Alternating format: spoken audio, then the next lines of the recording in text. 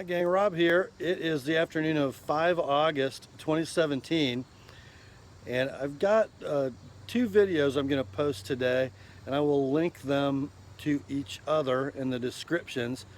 Sort of the follow-up to the interview video that I did a couple weeks ago on my visit to Esnyx Knives, the shop of Evan Nicolaides, custom maker of fine slip-joint cutlery. These two videos are going to be a shop tour. The first one will be the general shop tour, and you're going to hear me say in that video that we're going to show the process of how Evan mills the shield pocket in his covers. That portion of the video ended up being too long for us to shoot the day that I was there, so Evan took that footage for me later and then sent it to me, so we'll make that its own video. So coming up is the entire shop tour except the milling of the shield pocket in the cover, and I think you're gonna be very impressed at how Evan does things and the level of equipment he has in his shop. It's really quite amazing for such a small maker. So please enjoy the shop and enjoy Evan as he walks us through it. Here you go. Okay guys, we're going to take a little tour around the workshop that is Esnyx Knives. Evan, let's just show the guys what kind of equipment you're working with. Alright, here's my main bench. This is where I do assembly, where I peen my pins, test assembly. I've got all my assembly pins over here. File work, hand sanding, scribing, layout, that kind of stuff. Here's a cool little Damascus beer buster I'm working on, Beer Buster Jr. It's actually my first Damascus blade. Little beauty. And what material is that? That is Westinghouse linen micarta. Gorgeous. This is the best. I mean, the old stuff is just, I mean, it can't be replicated today. It's probably because they use poisonous materials and stuff. Who cares? That's why we have dust collection and masks. But start to finish, here's where I cut my blades out. So I've got my Coors Light and a little DeWalt Portaband on a swag table. Put this micarta on there so it doesn't mar up on the steel surface, and it's easily replaceable. Got my pedal down there to operate it. I'll take it from there to, I've got my other bandsaw over here for cutting larger pieces of material. Got my vacuum, my dust collection set up to it. So if I'm slicing big pieces of micarta, I'll use this. If I'm cutting a big block of wood for a setup block, I'll do it on here. Just for that kind of stuff. I'll do actually most of my finer cutting out scales from a piece on my Portaband. But I'll go from there. I've got my grinders over here. So this is more of a detail grinder. I've got the back of the platen cut out at an angle so I can get around it for working on tangs. Gee, where did you learn that? I actually made it up, and then I saw it on Tony's, in the video that you posted. I saw that and I was like, no way! No, I didn't steal it from Tony, I swear.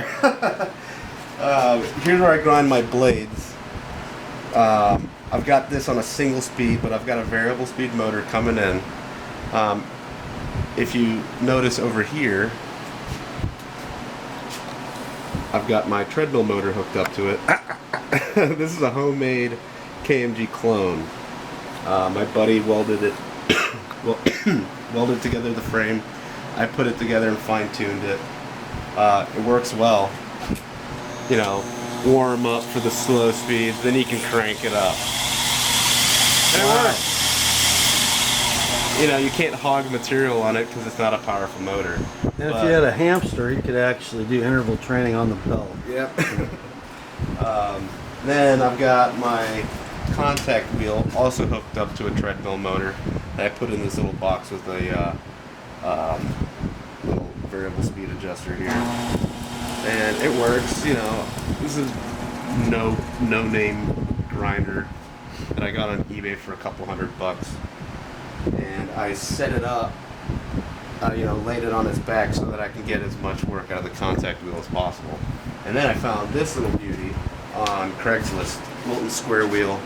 You know, got the two smaller contacts. I use this for slack belt grinding and doing you know, any work on a handle that would require a smaller contact wheel like that. Mainly after the knife, you know, when the knife is assembled, because when I have it on a scale, I can use my horizontal grinder. And this is also made by Beaumont Metalworks, and I love this thing. So that's like a drum sander, but it's using a belt mechanism. Yep, it's got 42 or 40, I think it's 42-inch belts. I cut them in half, and so I can get as much out of it as possible. So I can raise it up and hit every part of the belt, so I'm not wasting it. Right. It runs smooth. It does what I need it to do. Here, this bandsaw I've got set up for cutting handle slabs. So I'll buy a piece of micarta, Westinghouse micarta that's a block, and I've got my little jig set up here, and I can just slice it through there at the thickness that I want. Awesome. You know, if I want some thicker, I can take off the piece of G10. If I want it thinner, I can add another piece, and it works. You know, it requires a little bit of cleanup on the grinder, but it does what it needs to do. While we're over here, here's my heat treatment oven. That's a small little guy, but that's all you need for slip joints. Yep. And my Rockwell tester. I've got some other miscellaneous junk over here. My ferric chloride that I put together for that Damascus. And this tube is my dust collection system. My dust collector is actually hooked up outside, just free blowing. There's no dust coming back, you know, into a bag that I gotta clean out. And it works well. Oh man. And it sucks all that stuff right up. I mean, I wouldn't, before I had that, I would be covered in dust head to toe, but breathing this crap in, and this really saved me. I got little water buckets around for dipping a blade in if it gets too hot. I've got another vacuum underneath this bench with a switch right here. And that's for, I'll put it in the bottom of this box that I built. Oh, it's already coming apart, look at that. I'll put it in the bottom of there to collect any of the dust from the micarta, because that stuff is poisonous. And for cleaning up around here, and around those, you know, that bandsaw. Here's my little benchtop mill. Here's where I'll cut my nail nicks in. I'll do any precision drilling that I want to do.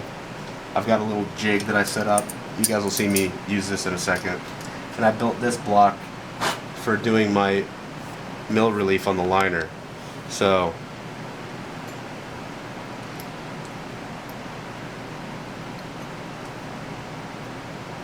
I've got this pin. I'll drop it. You know, I'll set it through the pivot hole. Drop it through. Tighten it down. And I'll have it in here. And then I can rotate the liner around. Okay. So that I can mill out that pocket. It works well. I'm no machinist, but I do what I can. Yeah. Well, I don't know if I can say that I'm not a machinist anymore. I think you are now. I hate to break it to you. This is my leather automatic strap. Just some polishing compound on there. It works well. It'll put a polished edge, slightly convex polished edge on a knife pretty quickly. You know, I'll start the edge bevel on my grinder, take it over to a diamond stone for a few passes, and then bring it over here. And before you know it, you can see the shaved patches on my arm. There's no hair there. This junky old drill press is dedicated to spinning domes. So I've got my dome spinner bits on here that I built. It's so I can set an assembled knife down on there so it's not going to mar up that pin. And I'll turn this on and spin it. It works well. When you say spinning domes, for guys who don't know, that would be the finished end of an assembly pin, probably in a cover area. Yep. So if you're doing something like a jig bone handle, you can't have a flush pin there. So the pin's going to be proud from the cover, but you're giving it a nice rounded profile. Yep. So it's got a nice polished dome. And this works really well. I'll touch it up to give it a cleaner, polished finish with a Kratex rubber bit on my Dremel. And that's just to, you know, clean up any machining marks and to give it a shine. It works. These are just some nuts and bolts and whatnot for whatever I need to use them for. And I've got some, you know, here's my stuff for soldering, my little propane torch. I usually do that on this bench over here. And I've got tons of random crap laying around everywhere. I've got some handle materials over here, all of my patterns. I've got some, well, this isn't being used as much as I'd like it to right now. I was using this for my new patterns, but I've shifted that over here. I'm probably gonna put more handle materials in there, or smaller bits like for my Dremel. This rig is where I inlay my shields. So we're gonna watch that in a minute. Yeah, so you guys will see that in a minute. Here's my my flex shaft for my Dremel. That's where I do, you know, I'll use my Kratex rubber bits for this, for cleaning up the inside of the knife, you know, cleaning up the inside of the beer buster, cap lifter, that kind of stuff. Here are my checkering files for when I do any checkering. I'll also do that here. It's just a comfortable setup for me. Other miscellaneous shop, and guys, if you've ever seen any of Evan's checkering work on his covers, you realize how famous these tools are. There's there a little you go. piece. Look at that. And it's all freehand. A lot of checkering, Get a little background here. So it focuses right. Doggone it.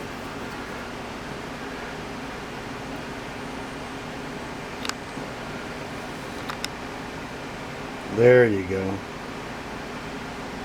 I asked Evan once, you know, how many lines per inch is that? He goes, I don't know. I do it freehand. Yeah, I don't have the bits for it, but I think it's 22 lines per inch. I had to buy some replacement heads, so I had to find out at that point. Scotch-Brite wheel, high grit compound, green rouge, pink rouge, and then some soft wheels. I usually just use wax on this, and I'll use pink on this. Just for finishing. I don't go too hard with polishing because it'll affect the handle material different than the bolster. I usually do most of it by hand, bringing it up to different grits and then going into the micron papers. I've got a lot of little micarta pieces that I'll use for hand sanding to keep a consistent finish from a bolster, you know, the transition from a bolster to the handle. If you've got a piece of wood next to a piece of steel and you're doing it by hand, it's going to dig into that piece of wood a lot faster than a piece of steel. Here's my little hand, for hand sanding blades. I'll clamp that into this. So I'll set a blade down right there.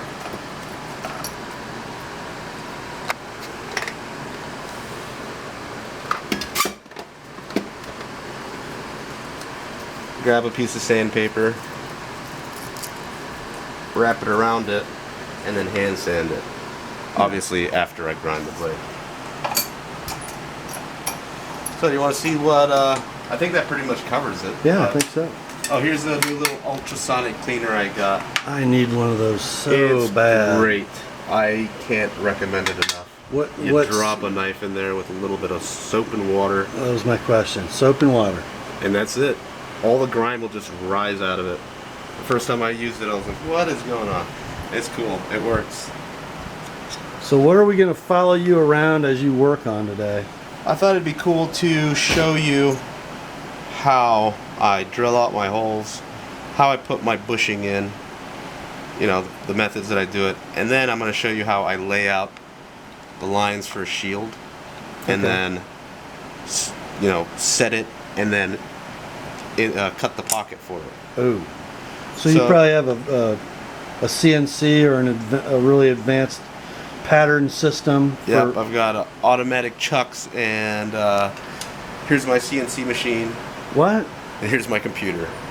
So are you saying that you do these shield pockets freehand? Freehand everything. I don't use parser plates. I don't use templates. For certain shields, like the Beer Buster shield, I cut it all out by hand. So I mean, you can see the file lines on the sides. I don't know if you can catch that. I'm gonna try. Let's see. Is that better? Pull all the way out. Come in and get a macro. Maybe. That might have it. All right. Well, I mean, that's all done by hand with a file, based on a little template that I made by hand with a file. So yeah, you want to get started? Yeah, let's do it. We get some. And guys, iPro.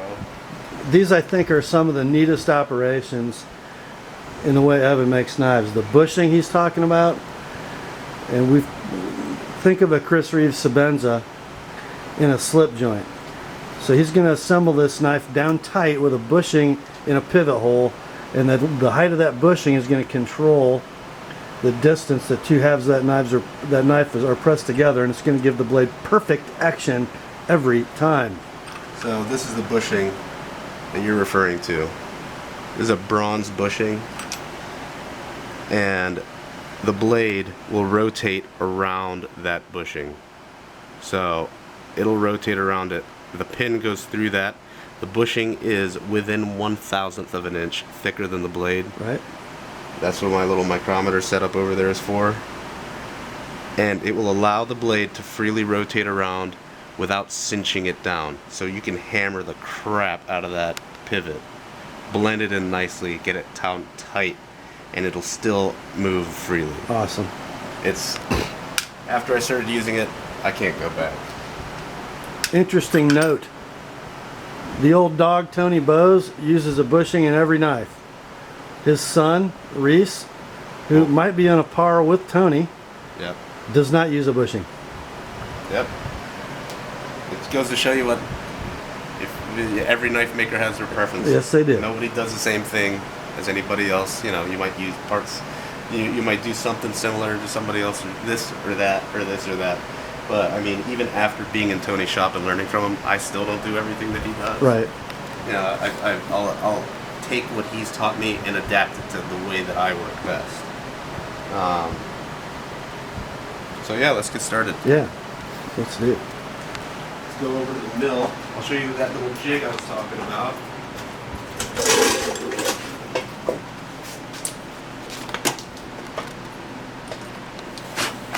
So this jig, you can't depend on the handle material being perfectly parallel.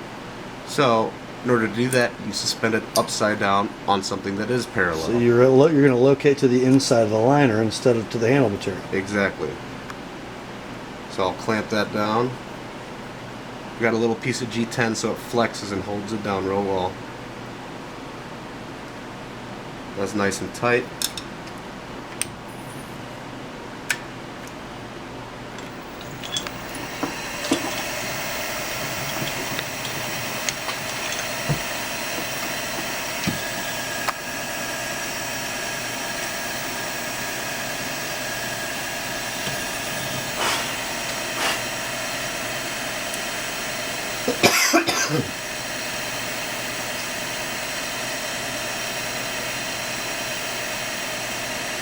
It may seem like an insignificant thing that you're locating on that liner to make sure that hole is exactly on the same axis perpendicular to the liner, but It's important. It is important when you're trying to screw up. make pins that have a finished look with no gaps, right? Yeah, and I mean, if you've got it set at an angle, the whole frame will be off. So you want it to be very precise. That's why I do these operations on the mill instead of on a drill press. Right. I used to do them on a drill press, and the precision wasn't there. So I changed my process, and my knives have gotten better for it.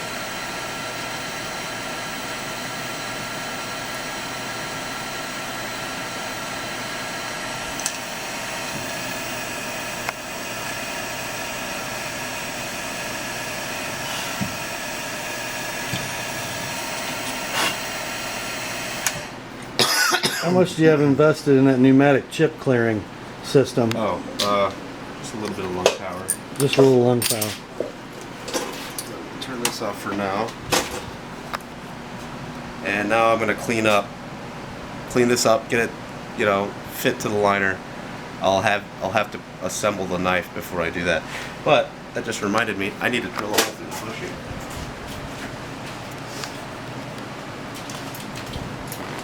On this scale. So, good thing I've got this already set up. The bushing that is For the shadow. So that's a bushing. Right. That rod extends deeper into the liner. It's not just a washer that sits on Right. top. So that's going to anchor your pivot pin and add a little strength like a bolster would. Correct.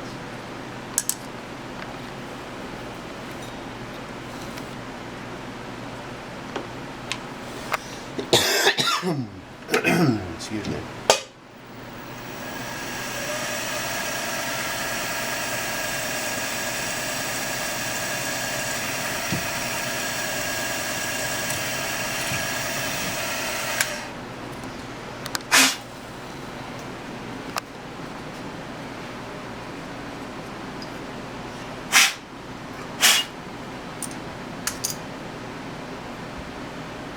So if you notice, that's not centered, but the bushing is. Right. That's why I use that larger bushing, so I can center it in the handle. And that's something that I've changed recently in my shadow patterns. I like that bushing to be dead center on that handle, and because having that offset bushing it draws my eye a lot. It irritates me, so I changed it. So the pivot hole is mechanically where it needs to be. The bushing is aesthetically where it needs to be. Exactly. Oh, where'd I put that over?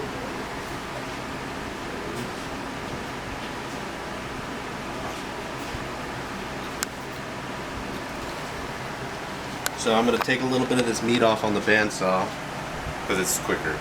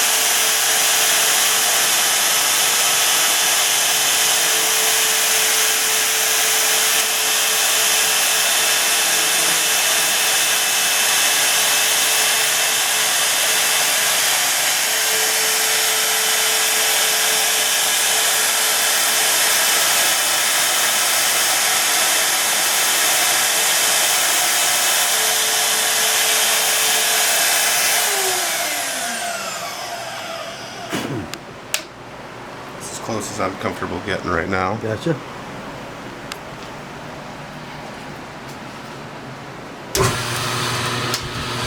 I'm gonna get it close, but I'm not gonna hit the liner. Okay.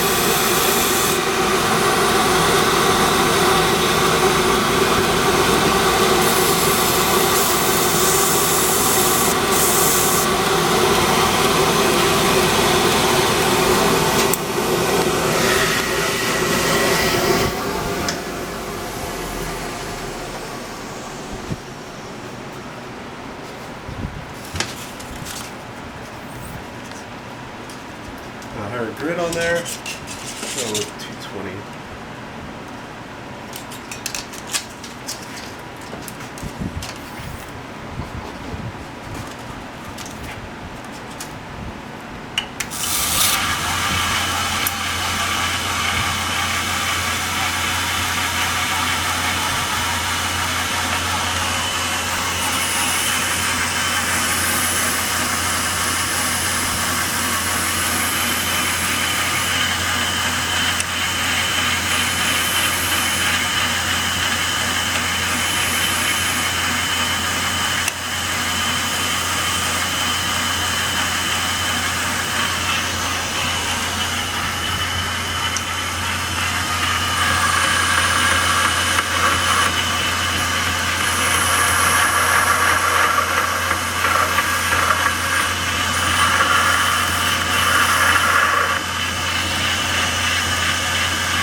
So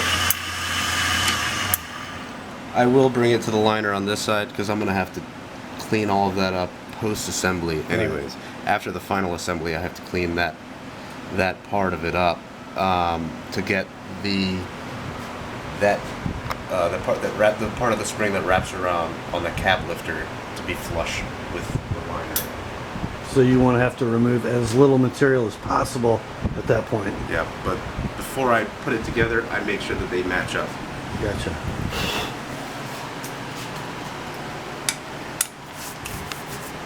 So here, I've got, let me take these assembly pins out because I like them. And you can see my vice grip. I actually dremelled out a little channel in there. To hold your pin. So I can hold a pin nicely.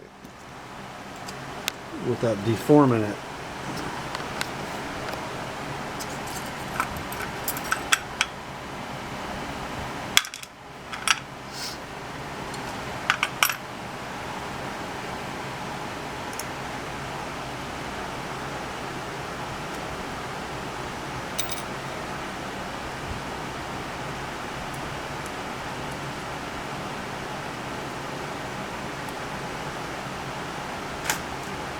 Here's a little chamfering tool for the pinholes, because you do not want it to crack. So I'll go in there, expand it a little bit.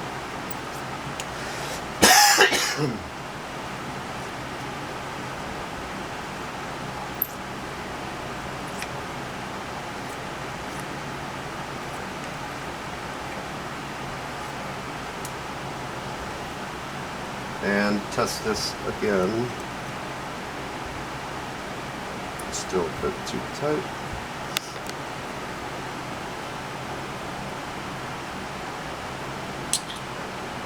Yeah.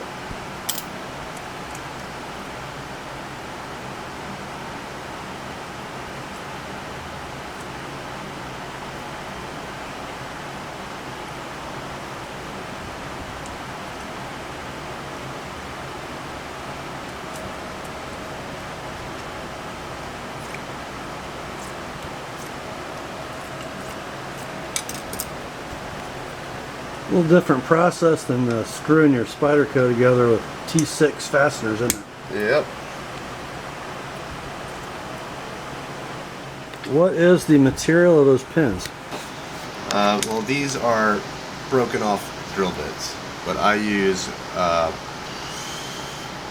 3/16 stainless for my pivot pin, and I actually use nickel silver in my handles because you can't really tell, and it's a lot easier to peen them without cracking your handle material. You'll be able to spread out the dome of that pin to fill in the chamfer that you put in there a lot better, and not have to worry about it expanding in the pinhole and splitting that material. And I mean, there's a whole art to peening pins. With peening pins alone, I mean, there's a learning curve there. It's not easy to do, especially on a pivot where you need to blend that in nicely. Let me put a drop of oil in there first.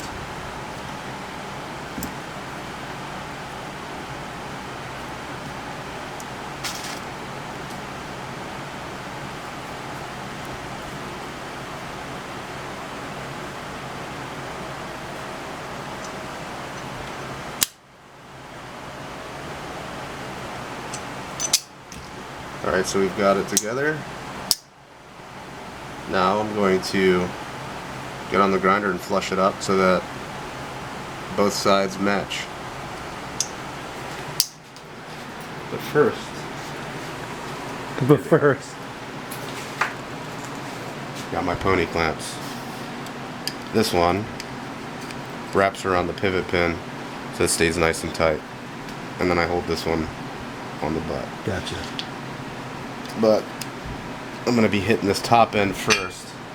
And for that, I don't need the bottom one, obviously.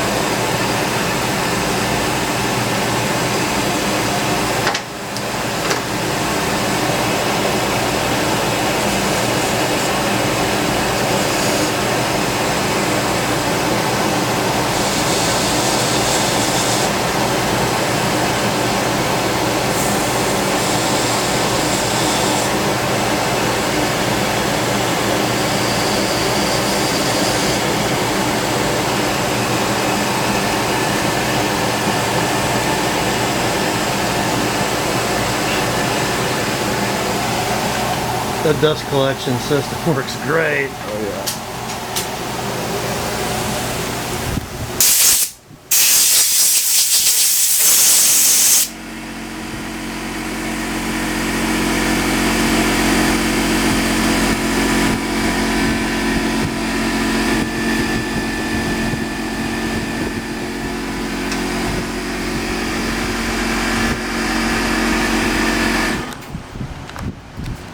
So, you see there's a little gap right there. That means there's something on the liner that's stopping it from being flush.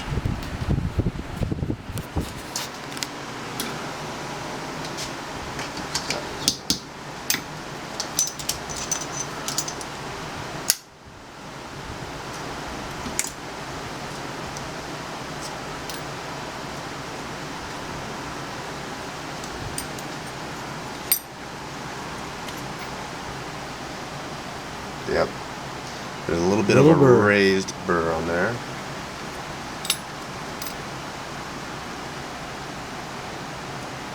And that's why I've got these 2 extra diamond plates.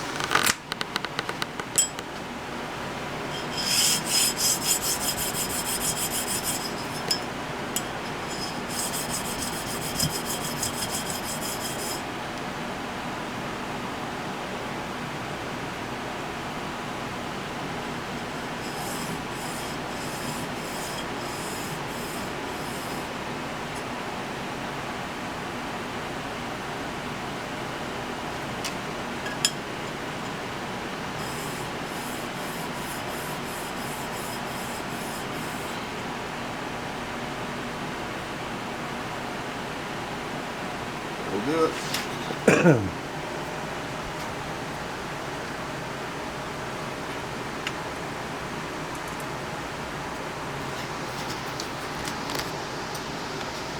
So those liners and that back spring have to be completely flat.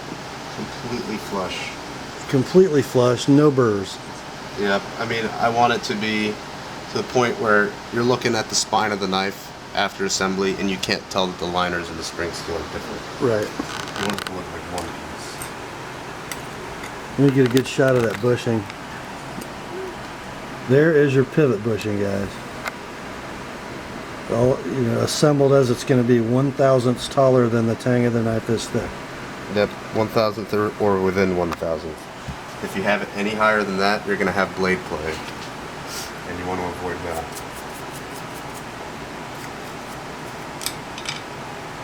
Where I put that spring.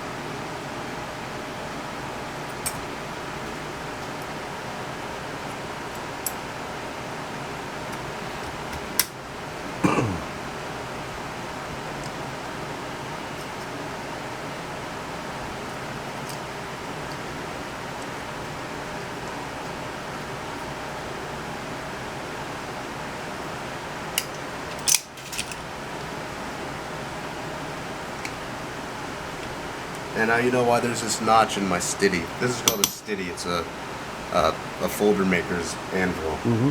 So for the bottom of your pin to stick through. Yep.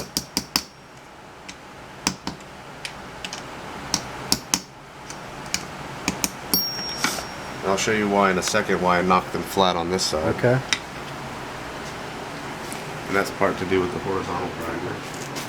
But I mean, you can already see that since I've taken the burr off of that, it's closed right up. It's closed right up.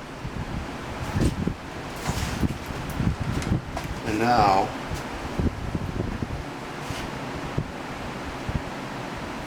you'll also get to see how clean that back spring looks after that.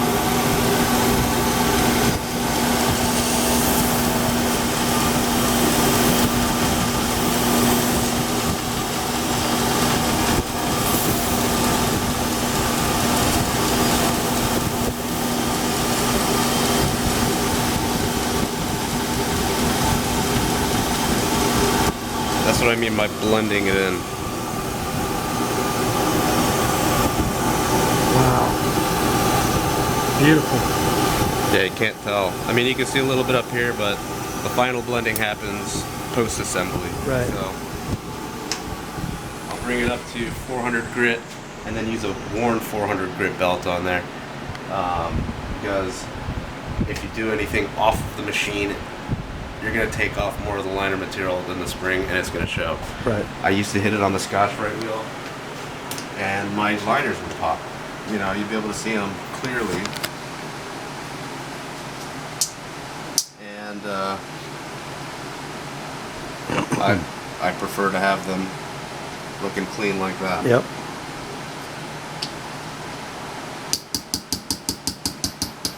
I know we're running out of time here. Do you want to see the shadow bushing? That'll be quick. Yeah. Alright, cool. And I'll drop that shield in there later. I'll try to catch it on film and send it your way. That'd be good.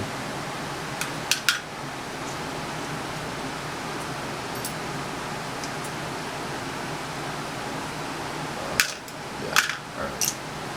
So,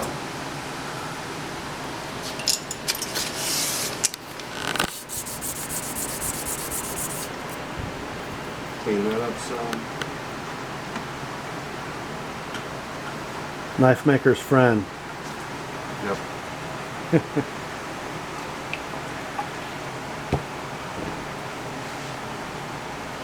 How did you get the acetone into the Zippo can?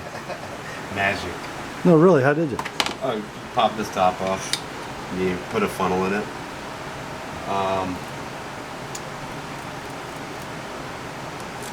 Alright, so this is how I center my bushing. That's right at 20. So I will take my scribe wherever I put it. Yeah. Ah.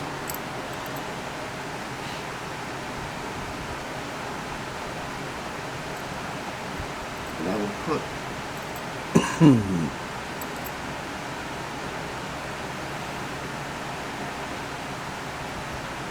mark at 10. But then also scribe across in both directions.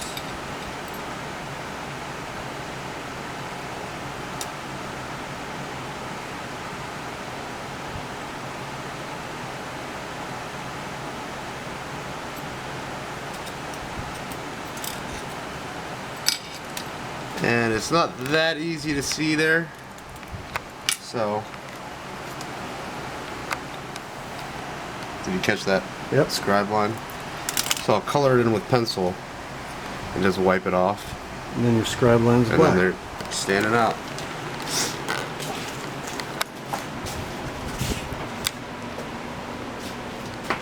So here are the two drill bits that I use for making a pocket for the bushings, and you'll see why I use those in a second.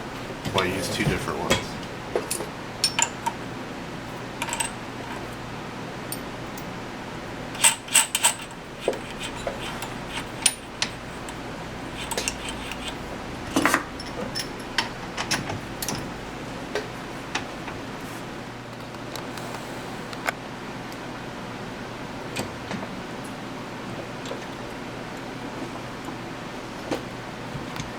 Alright, so I line up the point using both scribe marks.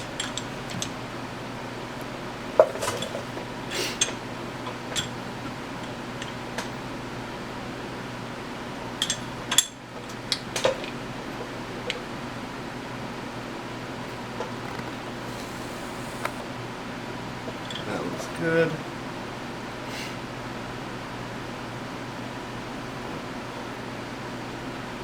I don't trust my luck being that good. Alright, that's on point.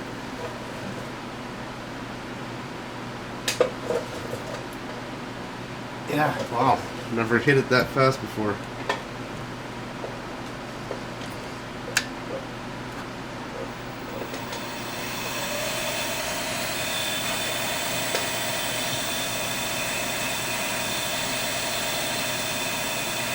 My luck wasn't that good.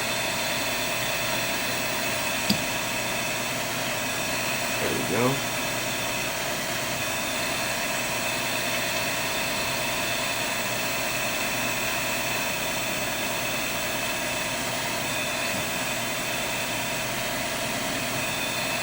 There we are.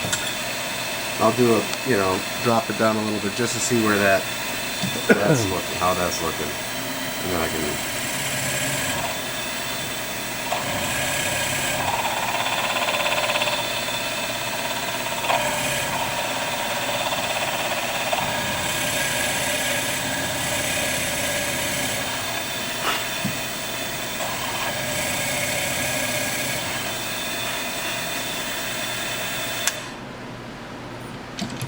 Alright.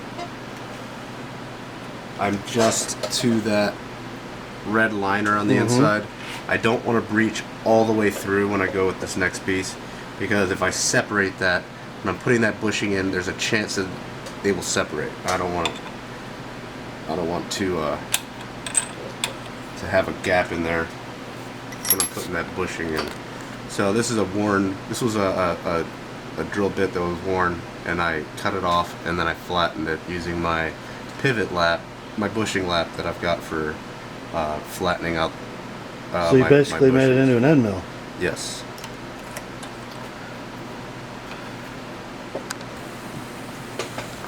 I make no adjustments on the X or Y axis so that I can get in there. So those bits are the same diameter.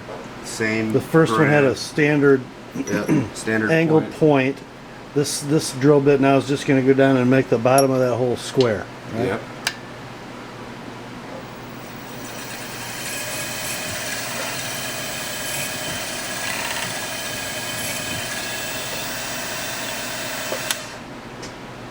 And that gives it more of a surface area of contact on the bushing on the micarta. So if you have it just spreads out the force better. Exactly.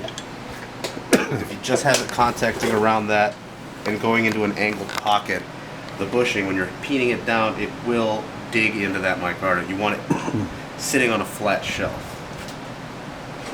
I don't know what the engineering terms or mechanical terms for that are.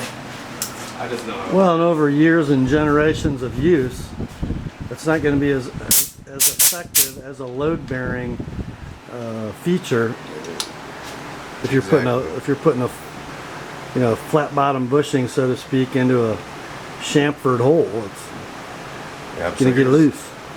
Here's a bushing that I cleaned up using this pivot lap. So I basically take out that center part, and that bushing fits in there, so it's perfectly flat and perpendicular to the cylinder. Then I'll take that,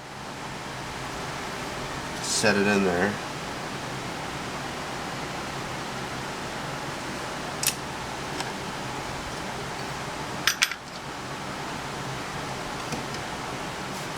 Put a little bit of thin CA glue in there, also known as super glue. What? You put your knives together with super glue? Oh. We call it cyanoacrylate adhesive. Cyanoacrylate adhesive. Which is really nothing like super glue. He was joking before.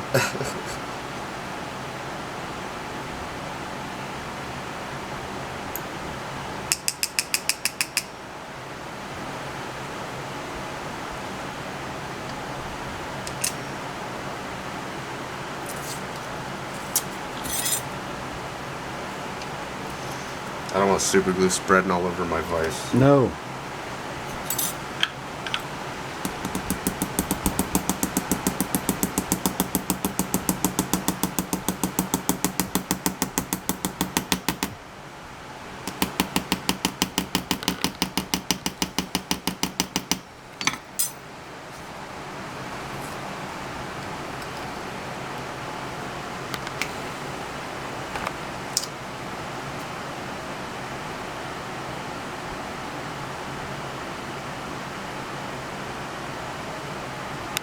So when you're looking at it, you can see on the inside that the bushing has come up to that shelf, and the super glue just helps secure it.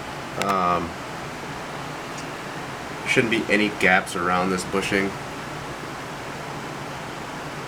I've tested it a bunch of times, I've done it, but you can see how nicely centered it is in the handle. Let me just clean it up real quick so we can see how it's going to end up. But I'll use my C8 activator to get in there and make sure that hardens. And then take it over to this sucker. Now micarta will burn and it will change color if it overheats. We don't want that. You want to continually dip it in water as you go. Mind flipping that switch right there? Mm-hmm. Thank you.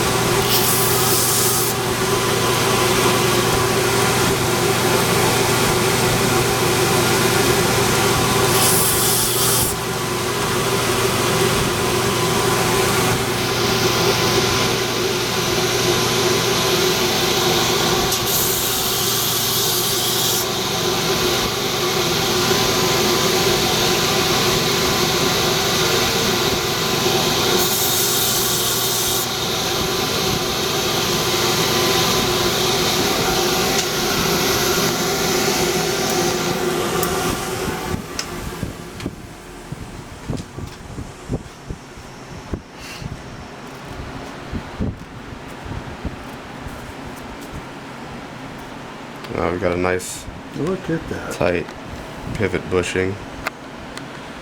Now, it looks like there's a teeny little gap right there, but that's from the chamfering on the very top of the edge as I was tapping it down. Right. So as I haft it, that will disappear. Yeah. And I mean, I know some guys use washers, but I heavily haft my knives, so I want that depth in there. It also adds an extra layer of security to it. You will have more strength around that pivot.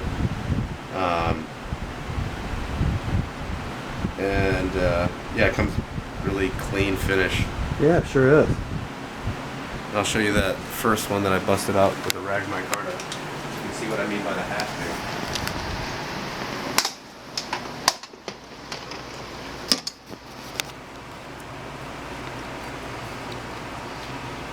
So you see how rounded that is. Mm-hmm. And that's why I also make my shields thicker. So most of the time they'd be like 40 thousandths thick. These are 65 thousandths. Wow. Because they will be rounded down, and it also, you know, it's very important that the lines are very clean and consistent all the way down, because you might have a clean flush look at the very top, But when you start hafting, you might find a hole in there, a little pocket from there being a an angled grind to it. So it's important. Beautiful.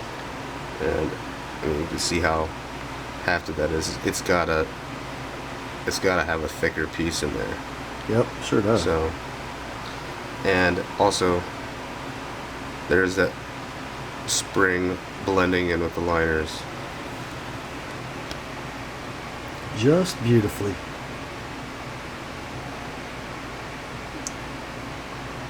It just disappears. Mm-hmm. And that takes practice.